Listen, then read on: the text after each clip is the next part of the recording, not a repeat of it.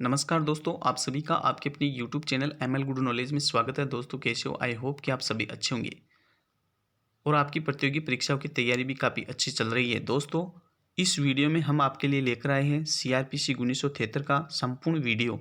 इस एक ही वीडियो में एकदम आसान भाषा में आपकी सीआरपीसी 1973 कंप्लीट हो जाएगी। यह वीडियो उन सभी विद्यार्थियों के लिए काफ़ी महत्वपूर्ण होगा जो APO, ADPO, PCS, JLO, RJS व अन्य जुडिशरी परीक्षाओं की तैयारी कर रही है।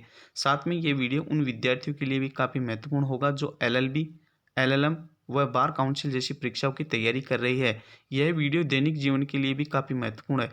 दोस्तों इन परीक्षाओं में आपके सीआरपी से संबंधित कोई भी प्रश्न पूछा जाएगा वो इस वीडियो से बाहर नहीं होगा।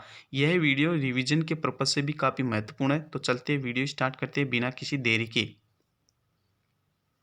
वीडियो को स्टार्ट करने से पहले आपसे एक छोटी सी रिक्वेस्ट है, यदि आप चैनल पर पहली बार पधारे तो चैनल को सब्सक्राइब कर ले, साथ में इस घंटी के बटन को जरूर दबाएं ताकि आपको ऐसे ही नई जानकारियों का अपडेट सबसे पहले मिलता रहे और ऐसे ही वीडियो का नोटिफिकेशन भी आपको सबसे पहले मिलता रहे। और यदि आपने हमारे चैनल को पहले ही सब्सक्राइब कर रखा है तो वीडियो को लाइक करिए और अपने दोस्तों को ज़्यादा से ज़्यादा शेयर करिए। दंड प्रक्रिया संहिता 1973 आपराधिक कानून के क्रियान्वयन के लिए निर्मित दंड प्रक्रिया को ही दंड प्रक्रिया संहिता कहते हैं। 25 जनवरी 1974 को सीआरपीसी को राष्ट्रपति की मंजूरी मिली थी। 1 अप्रैल 1974 को सीआरपीसी लागू हुई थी। तो आपने देखा कि 25 जनवरी 1974 को सीआरपीसी को राष्ट्रपति की मंजूरी मिली थी और 1 अप्रैल 1974 को सीआरपीसी लागू हुई थी। वही बात करें सीआरपीसी है वो 37 अध्याय में बटा हुआ है। कुल धाराओं की बात करें तो 484 धाराएं हैं। अनुसूचियों की बात करें तो 2 अनुसूचियां और फॉर्म्स की बात करें यानी कि जो संख्या है, फॉर्म्स की जो संख्या है वो 56 फॉर्म्स में बटी हुई है। तो ऐसे प्रश्न आपके एग्जाम में पूछे जा सकते हैं कि सीआरपीसी कितने अध्याय में बटी है, तो 37 अध्याय में बटी है। कुल धाराएं कितनी है, कुल धाराएं कितनी है सीआरपीसी में, तो 484 धाराएं। अनुसूचियों की बात करें तो सीआरपीसी में 2 अनुसूचियां।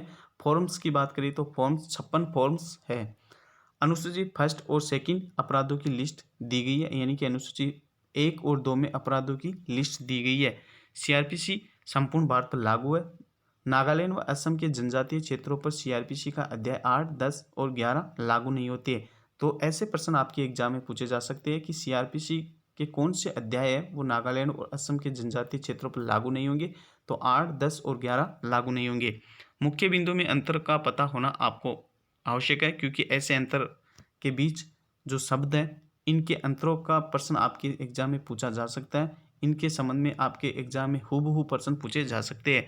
संज्ञेय अपराध और असंज्ञेय अपराध, पहला अंतर हम देखते हैं कि संज्ञेय अपराध और असंज्ञेय अपराध में क्या अंतर है। कॉग्निजेबल ऑफेंस और नॉन कॉग्निजेबल ऑफेंस, धारा 2C में संज्ञेय अपराध को परिभाषित किया गया है। वहीं बात करें असंज्ञेय अपराध की तो धारा 2L में इसको परिभाषित किया गया है। संज्ञेय अपराध है वो बिना वारंट के गिरफ्तारी होती है। वहीं बात करें असंज्ञेय अपराध की तो असंज्ञेय अपराध है उसमें गिरफ्तारी के लिए वारंट की आवश्यकता होती है। संज्ञेय अपराध की बात करें तो ये गंभीर प्रकृति का अपराध है। असंज्ञेय अपराध है वो निम्न प्रकृति का अपराध है। संज्ञेय अपराध जैसे कि लूट, हत्या और डकैती, और असंज्ञेय अपराध है वो सामान्य प्रकृति का है। सामान्य अपराध को असंज्ञेय अपराध की श्रेणी में लिया गया है। वहीं जमानत की बात करें तो संज्ञेय अपराध में जमानत है वो इसमें न्यायालय द्वारा जमानत दी जाती है। इसको गैर जमानती अपराध भी कहते हैं। वहीं बात करें असंज्ञेय अपराध में जमानत, तो ऐसे अपराधों में जमानत थाने से ही मिल जाती है। इसको जमानतीय अपराध भी कहते हैं।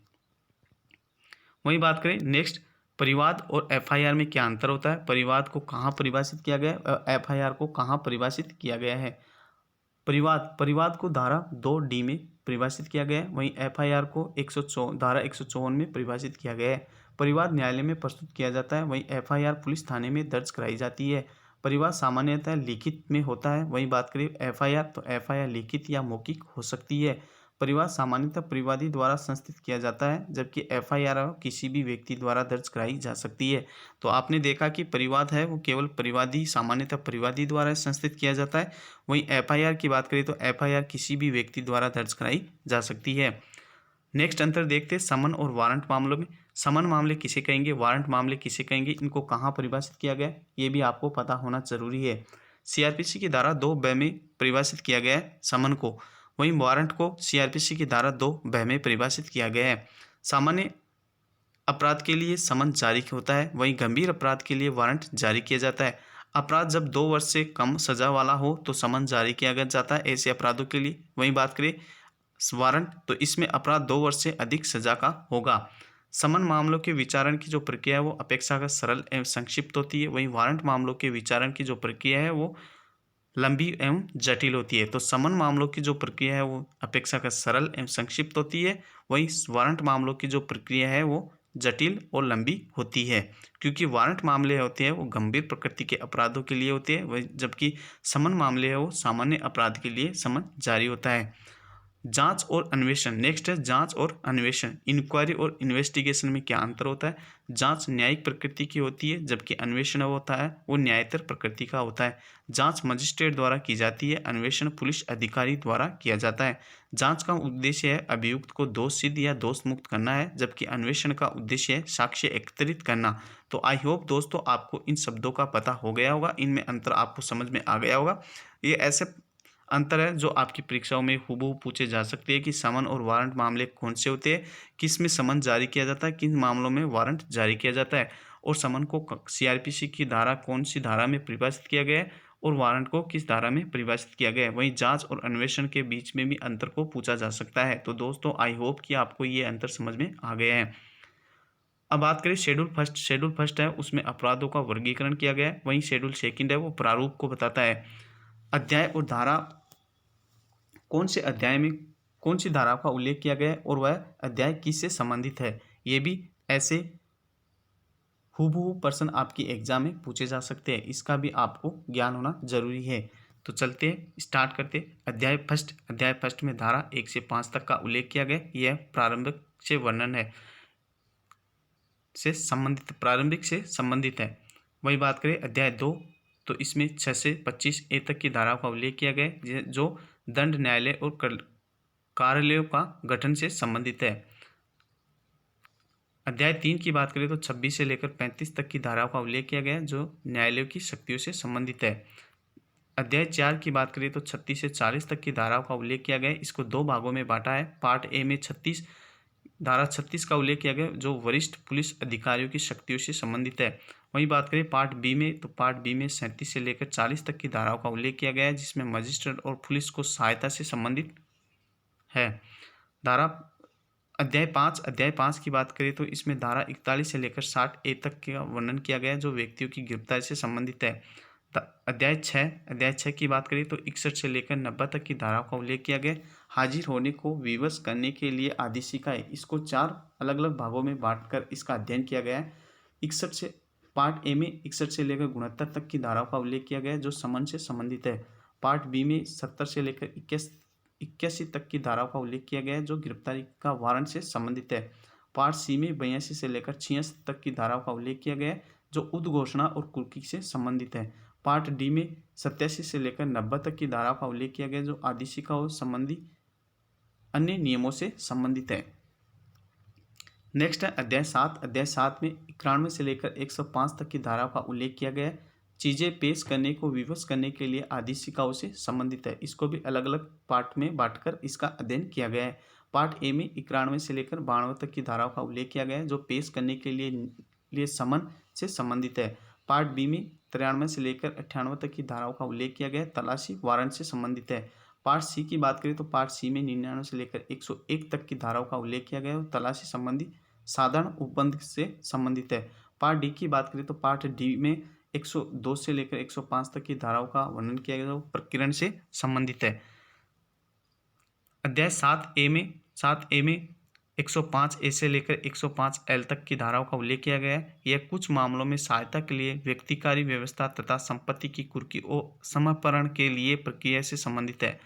अध्याय 8 की बात करें तो 106 से लेकर 124 तक की धाराओं का उल्लेख किया गया है, परिशांति कायम रखने के लिए और सदाचार के लिए प्रतिभूति। वहीं अध्याय 9 की बात करें तो 125 से लेकर 128 तक की धाराओं का उल्लेख किया गया, पत्नी, संतान और माता पिता के भरण पोषण के लिए आदेश से संबंधित है। अध्याय 10 की बात करें तो 129 से लेकर 148 तक की धाराओं का उल्लेख किया गया, लोक व्यवस्था और पर शांति बनाए रखना। पार्ट ए में 129 से लेकर 132 तक की धाराओं का उल्लेख किया गया, विधि विरुद्ध जमाव। पार्ट बी में 133 से लेकर 143 तक की धाराओं का उल्लेख किया गया, जो लोक न्यूसेंस से संबंधित है। पार्ट डी सी की बात करें तो 144 से लेकर 44A तक की धाराओं का उल्लेख किया गया। न्यूसेंस या आशंकित खतरे के अर्जेंट मामले से संबंधित है। वहीं बात करें पार्ट डी की, तो पार्ट डी में 145 से लेकर 148 तक की धाराओं का उल्लेख किया गया है, जिसमें स्थावर संपत्ति के बारे में विवाद से संबंधित है। अध्याय 11 की बात करें तो 149 से लेकर 153 तक की धाराओं का उल्लेख किया गया है, जो पुलिस का निवारक कार्य से संबंधित है। अध्याय 12 की बात करें तो इसमें 154 से लेकर 176 तक की धाराओं का उल्लेख किया गया है, पुलिस को इत्तला और उनकी अन्वेषण करने की शक्तियों से संबंधित है।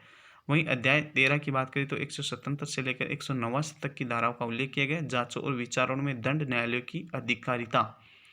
अध्याय 14 की बात करें तो 190 से लेकर 191 तक की धाराओं का उल्लेख किया गया है, जो कार्यवाहियां शुरू करने के लिए अपेक्षित शर्तें से संबंधित है। अध्याय 15 की बात करें तो 200 से लेकर 203 तक की धाराओं का उल्लेख किया गया है, जो मजिस्ट्रेटों से परिवाद से संबंधित है।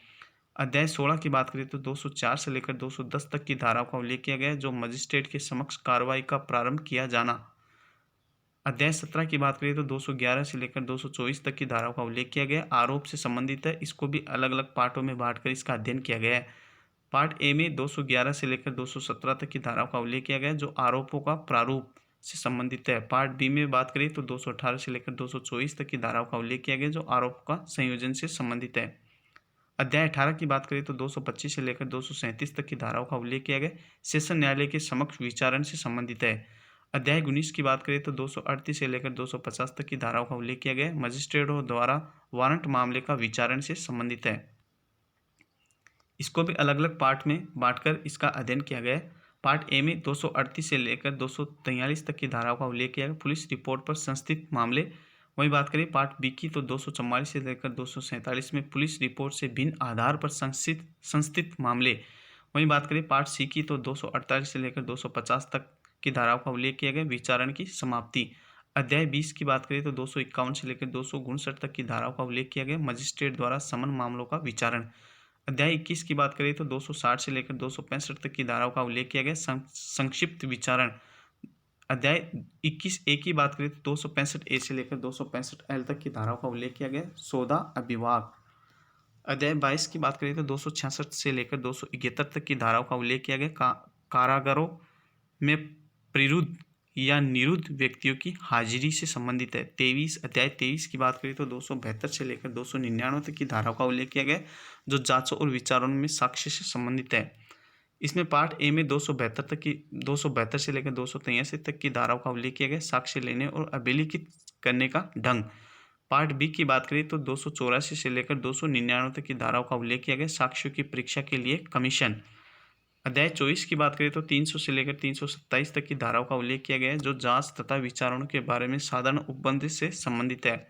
अध्याय 25 की बात करें तो 328 से लेकर 339 तक की धाराओं का उल्लेख किया गया, विकर्षित अभियुक्त व्यक्तियों के बारे में उपबंध से संबंधित है। अध्याय 26 की बात करें तो 340 से लेकर 352 तक की धाराओं का उल्लेख किया गया, न्याय प्रशासन पर प्रभाव डालने वाले अपराधों के बारे में उपबंध। अध्याय 27 की बात करें तो 353 से लेकर 365 तक की धाराओं का उल्लेख किया गया, जो निर्णय से संबंधित है। अध्याय 28 की बात करें तो 366 से लेकर 371 तक की धाराओं का उल्लेख किया गया, जो मृत्यु दंडादेशों की पुष्टि के लिए प्रस्तुत किया जाना से संबंधित है। अध्याय 29 की बात करें तो 372 से लेकर 394 तक की धाराओं का उल्लेख किया गया, अपील से संबंधित है। अध्याय 30 की बात करें तो 395 से लेकर 405 तक की धाराओं का उल्लेख किया गया, जो निर्देश और पुनरीक्षण से संबंधित है। अध्याय 31 की बात करें तो 406 से लेकर 412 तक की धाराओं का उल्लेख किया गया, आपराधिक मामलों का अंतरण। अध्याय 32 की बात करें तो 413 से लेकर 435 तक की धाराओं का उल्लेख किया गया है, जो दंडादेशों का निष्पादन, निलंबन, परिहार और लघुकरण से संबंधित है। इसको भी अलग अलग भागों में बांटकर इसका अध्ययन किया गया। पार्ट ए में 413 से लेकर 416 तक की धाराओं का उल्लेख किया गया, मृत्यु दंडादेश से संबंधित है। वहीं पार्ट बी में 417 से लेकर 420 तक की धाराओं का उल्लेख किया गया, जो कारावास से संबंधित है। पार्ट सी में 421 से लेकर 424 तक की धाराओं का उल्लेख किया गया, जो जुर्माने का उदाहरण से संबंधित है। पार्ट डी में 425 से लेकर 431 तक की धाराओं का उल्लेख किया गया, जो निष्पादन के बारे में साधारण उपबंध से संबंधित है। पार्ट ई में 432 से लेकर 435 तक की धाराओं का उल्लेख किया गया, जो दंडादेशों का निलंबन, परिहार और लघुकरण से संबंधित है। अध्याय 33 की बात करें तो 436 से लेकर 450 तक की धाराओं का उल्लेख किया गया जो जमानत और बंद पत्रों के बारे में उपबंध से संबंधित है। अध्याय 34 की बात करें तो 451 से लेकर 459 तक की धाराओं में संपत्ति का व्यवन के संबंधित है। धारा अध्याय 35 की बात करें तो 460 से लेकर 466 तक की धाराओं का उल्लेख किया गया अनियमित कार्यवाहियों से संबंधित है। अध्याय 36 की बात करें तो 467 से लेकर 473 तक की धाराओं का उल्लेख किया गया कुछ अपराधों का संज्ञान करने के लिए परिसीमा से संबंधित है। अध्याय 37 की बात करें तो 474 से लेकर 484 तक की धाराओं का उल्लेख किया गया जो प्रकरण से संबंधित है। तो इस प्रकार से अलग अलग अध्याय में अलग अलग धाराओं का उल्लेख किया गया है। ये ऐसे प्रश्न पूछे जा सकते हैं आपके एग्जाम में कि कौन से अध्याय में कौन सी धाराओं का उल्लेख किया गया और वह किससे संबंधित है।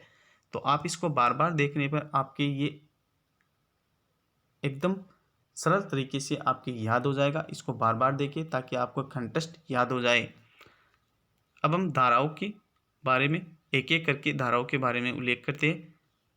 धारा 1 नाम व विस्तार क्षेत्र से संबंधित है। धारा 2 परिभाषा, इसमें कुल 26 परिभाषाएं दी गई है धारा 2 में। तो इन परिभाषाओं का आपको पता होना चाहिए कि कौन सी धारा में कौन सी परिभाषा दी गई है। ऐसे प्रश्न आपकी एग्जाम में बार बार पूछे जा सकते हैं। एज इट इज आपके प्रश्न पूछे जा सकते हैं। धारा 2A की बात करें तो इसमें जमानती अपराध की परिभाषा दी गई। धारा 2B की बात करें तो आरोप की परिभाषा दी गई। धारा 2C में संज्ञेय अपराध की परिभाषा दी गई है। धारा 2D में शिकायत विवाद की परिभाषा दी गई। धारा 2E में उच्च न्यायालय की परिभाषा दी गई है। धारा 2H में अन्वेषण की परिभाषा दी गई। वही बात करें धारा 2I में न्यायिक कार्रवाई की परिभाषा दी गई है। 2L में असंज्ञेय अपराध की परिभाषा दी गई है। वही बात करें 2M में अधिसूचना की परिभाषा दी गई है। धारा 2N में अपराध की परिभाषा दी गई है। धारा 2O में पुलिस थाने का बाहर साधक अधिकारी की परिभाषा दी गई है। धारा 2Q में अधिवक्ता को परिभाषित किया गया है। धारा 2R में रिपोर्ट की परिभाषा दी गई है। धारा 2S में पुलिस स्टेशन को परिभाषित किया गया है। धारा 2U में लोक अभियोजक को परिभाषित किया गया है। वहीं बात करें 2X में धारा 2X में वारंट केस को परिभाषित किया गया है। धारा 2W में समन केस को परिभाषित किया गया है।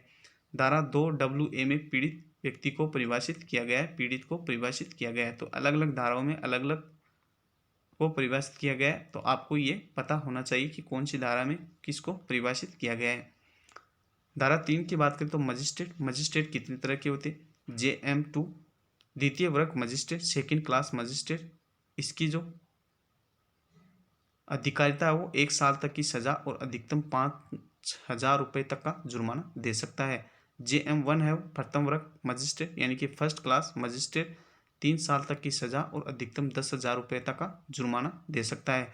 CJM मुख्य न्यायिक मजिस्ट्रेट, चीफ जुडिशियल मजिस्ट्रेट, 7 वर्ष तक की सजा और जुर्माना आर्थिक स्थिति देकर जुर्माना लगाता है। धारा 6 की बात करें तो दंड न्यायालयों का वर्ग के बारे में बताया गया। दंड न्यायालय आप देख सकते हो इस चार्ट के माध्यम से। दंड न्यायालय इतने प्रकार के होते हैं आप देख सकते हो। ये धारा 6 में बताया गया कि दंड न्यायालयों के वर्ग। सेशन न्यायालय, न्यायिक मजिस्ट्रेट के न्यायालय, महानगर मजिस्ट्रेट के न्यायालय और जिला मजिस्ट्रेट के न्यायालय। इसमें न्यायिक मजिस्ट्रेट के न्यायालय अलग अलग कैटेगरी में बांटा गया है। प्रथम वर्ग न्यायिक मजिस्ट्रेट के न्यायालय, द्वितीय वर्ग न्यायिक मजिस्ट्रेट के न्यायालय, मुख्य न्यायिक मजिस्ट्रेट के न्यायालय और विशेष न्यायिक मजिस्ट्रेट के न्यायालय। बात करें महानगर मजिस्ट्रेट के न्यायालय कौन कौन से होते हैं? महानगर मजिस्ट्रेट के न्यायालय, मुख्य महानगर मजिस्ट्रेट के न्यायालय, विशेष महानगर मजिस्ट्रेट के न्यायालय।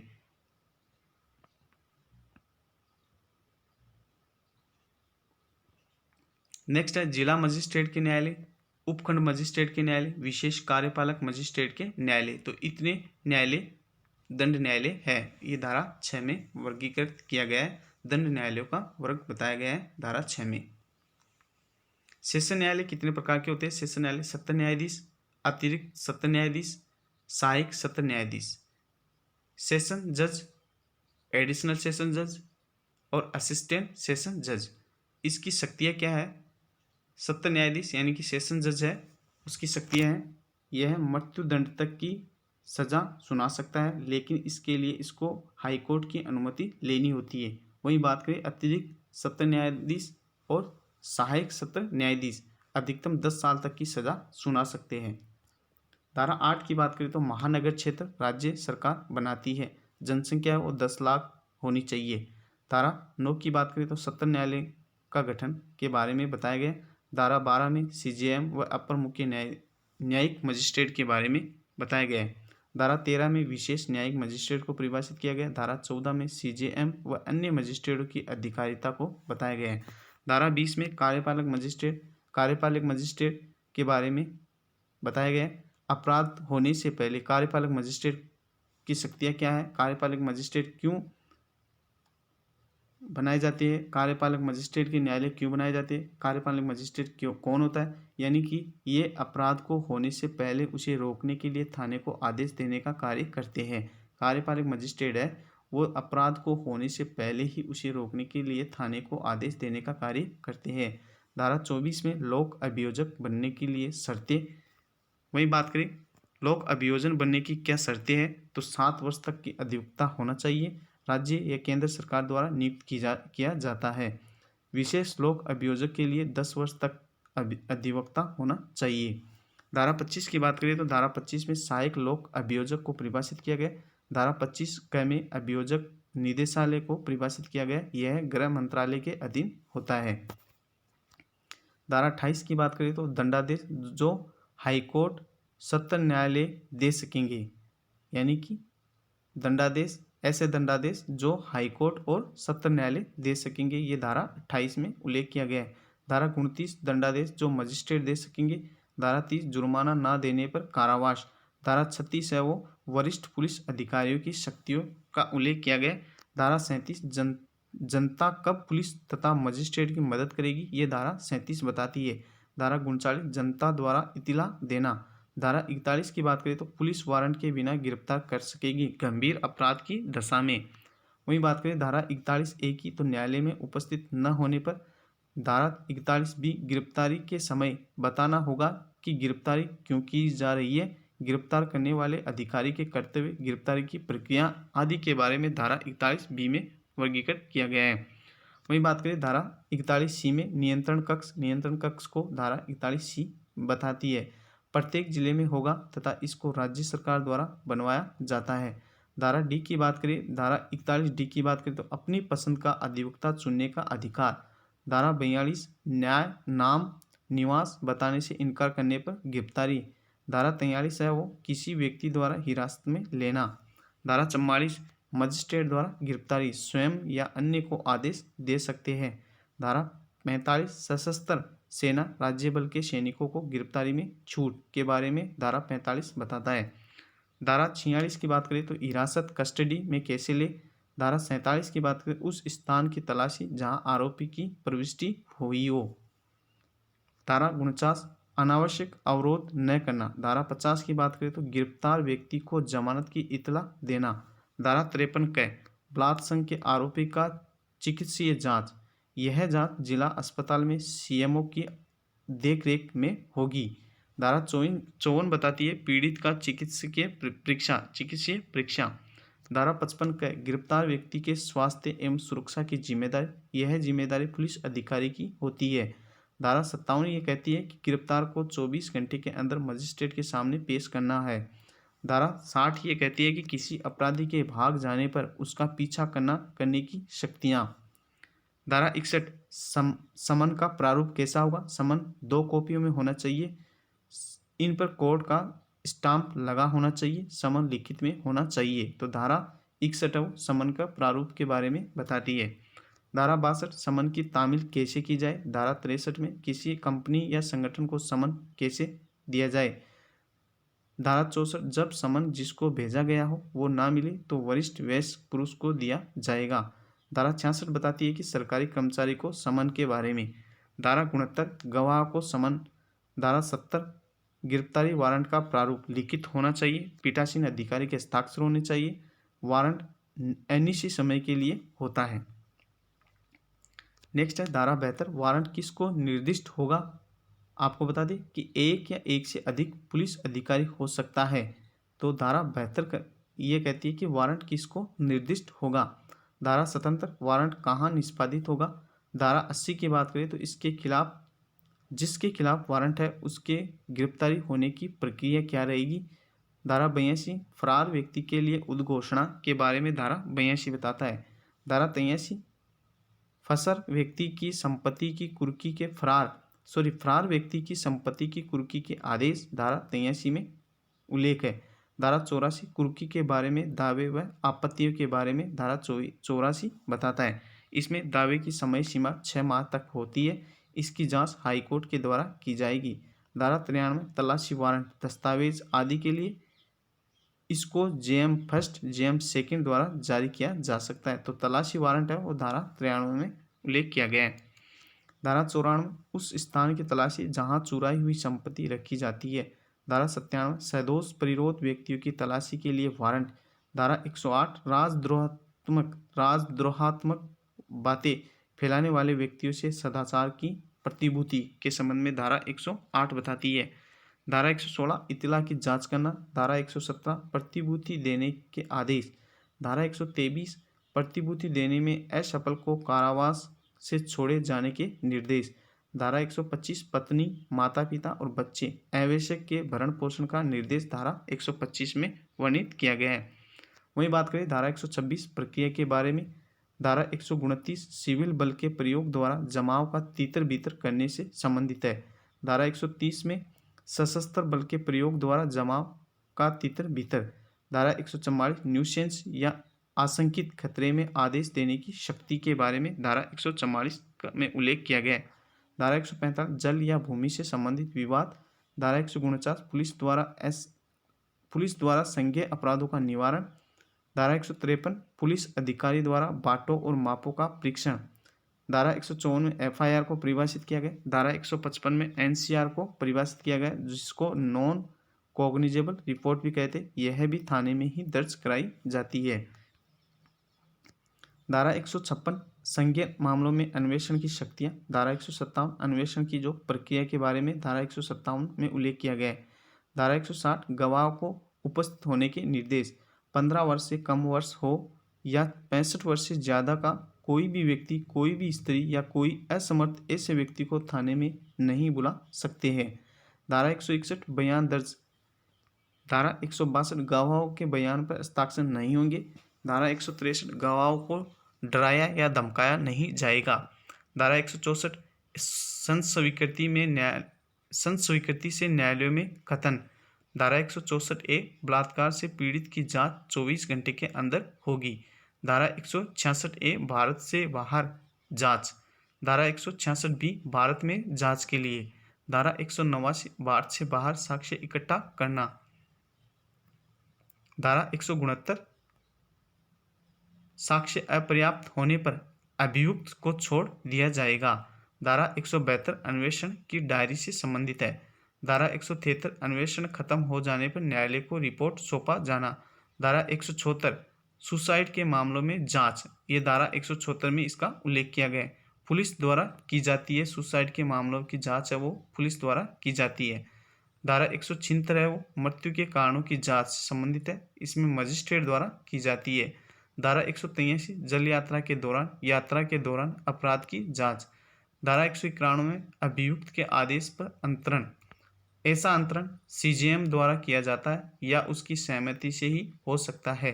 धारा 197 न्यायाधीश और लोक सेवक पर अभियोजन। धारा 198 विवाह संबंधी अपराधों का अभियोजन। धारा 203 मजिस्ट्रेट द्वारा परिवाद को खारिज कर सकता है, यानी मजिस्ट्रेट है वो परिवाद को खारिज कर सकता है। ये धारा 203 में उल्लेख किया गया है। धारा 205 मजिस्ट्रेट द्वारा किसी को व्यक्तिगत हाजिरी से मुक्ति। धारा 207 है वो अभियुक्त को पुलिस रिपोर्ट एफआईआर बयान की कॉपी निःशुल्क देनी होगी। ये धारा 207 में उल्लेख किया गया है। धारा 217 ये बताती है गवाहों को न्यायालय में पुनः बुलाना। धारा 221 जब एक से अधिक अपराधों का विचारण और यह ज्ञात न हो कि अपराध किसके द्वारा किया गया था।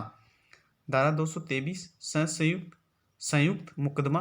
धारा 232 दोष मुक्ति के बारे में। धारा 234 बहस के बारे में। धारा 235 निर्णय। धारा 238 मजिस्ट्रेट द्वारा वारंट मामले में यह देखा जाएगा कि धारा 207 का पालन हुआ है या नहीं। धारा 239 उन्मोचन से संबंधित है। वारंट मामलों का होता है उन्मोचन। धारा 240 वारंट मामलों का विचारण। धारा 241 अभिभाग वारंट मामलों में अभिभाग। धारा 242 अभिभाग से इनकार करने पर साक्ष्य। धारा 248 निर्णय दोष मुक्त या दोष सिद्ध किया जाएगा। धारा 251 अभियोग का सारांश समन मामलों में। धारा 255 निर्णय दोष सिद्ध और दोष मुक्त। नेक्स्ट धारा 259 समन मामले वारंट मामलों में कब बदलेंगे? जब कारावास 6 माह का होता है तब वह वारंट मामले में बदल जाएंगे।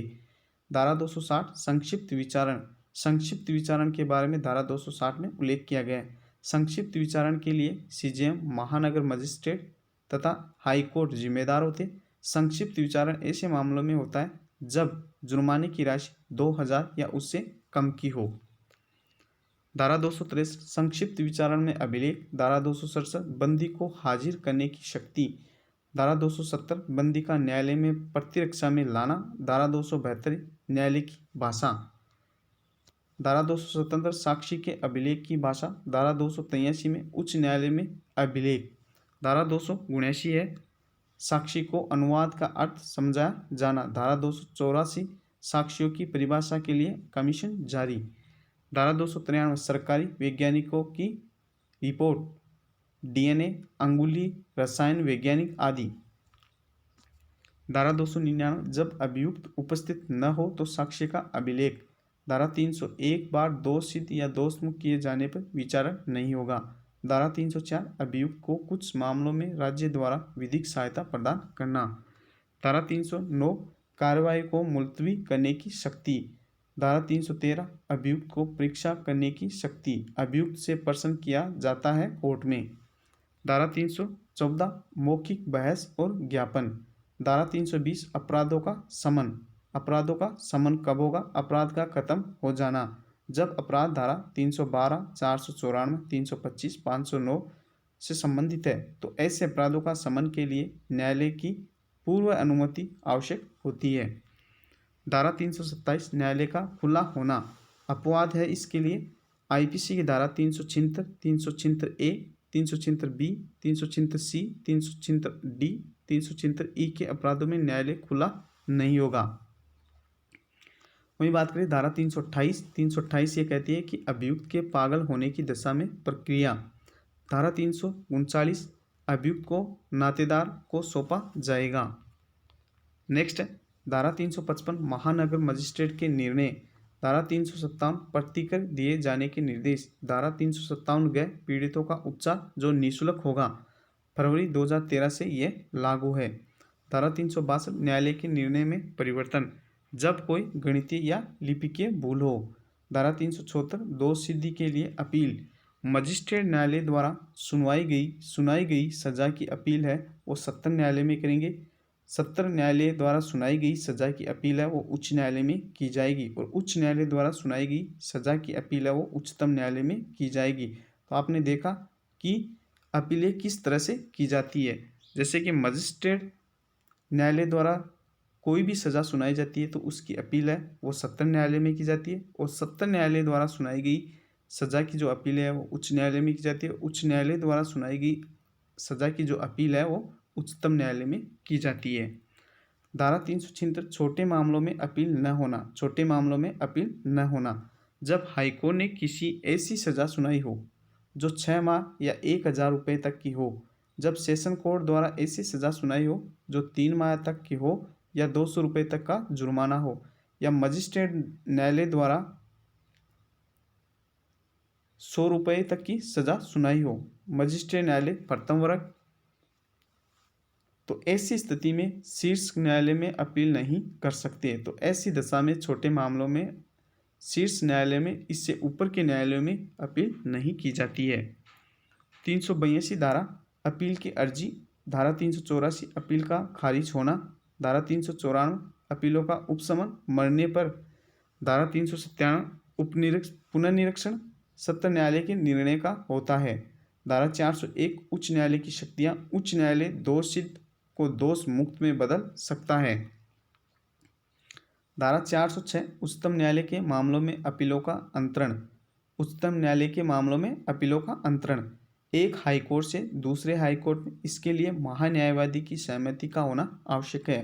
धारा 407 उच्च न्यायालय के मामलों में अपीलों का अंतरण। धारा 408 सेशन न्यायालय के मामलों में अपीलों का अंतरण। धारा 411 कार्यपालक मजिस्ट्रेट द्वारा मामलों को अधीनस्थ न्यायालय को भेजना। धारा 414 हाईकोर्ट द्वारा मृत्युदंड को मुलतवी करना।